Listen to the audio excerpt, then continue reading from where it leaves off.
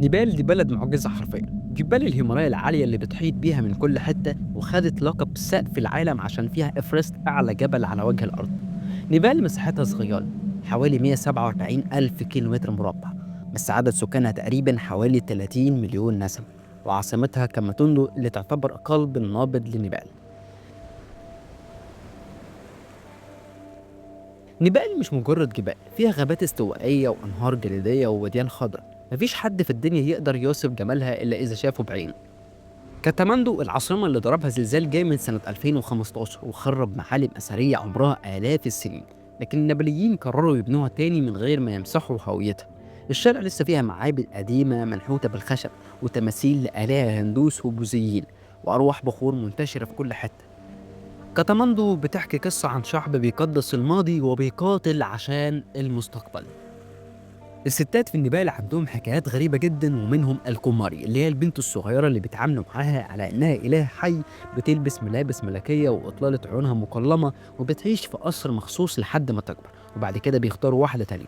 الستات النبليين كمان في قرى جبلية بيشتغلوا حاملة حجر وبناء بيوت وزراعة أراضي، وعندهم قوة جسدية ملهاش مثيل. وفي نفس الوقت لسه في مناطق نائية الستات ممنوع عليها من التعليم والخروج من البيت بدون إذن. جبال إفرست هو الهوس اللي بيخلي آلاف السياح والمغامرين يقدموا على الموت عشان يوصلوا لقمته. كل سنة بيموت فيها ناس كتير هناك بسبب البرد أو الإرهاق، لكن النبليين اللي بيشتغلوا شربت بيقدموا دعم للمغامرين، وبيعرفوهم طرق الجبال إزاي وسكتها منين.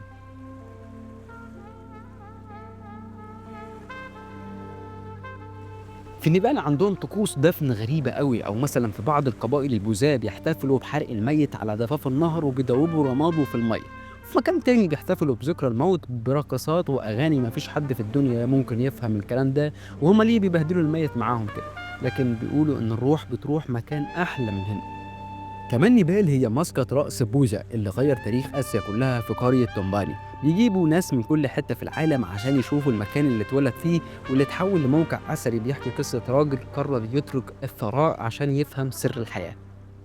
في كرة نيبال الجبلية الستات بيلفوا حبل حوالين رأسهم عشان يحملوا سلاسل مليانة حجارة أو أخشاب، وكل ده لمسافات طويلة من غير ما يتألموا.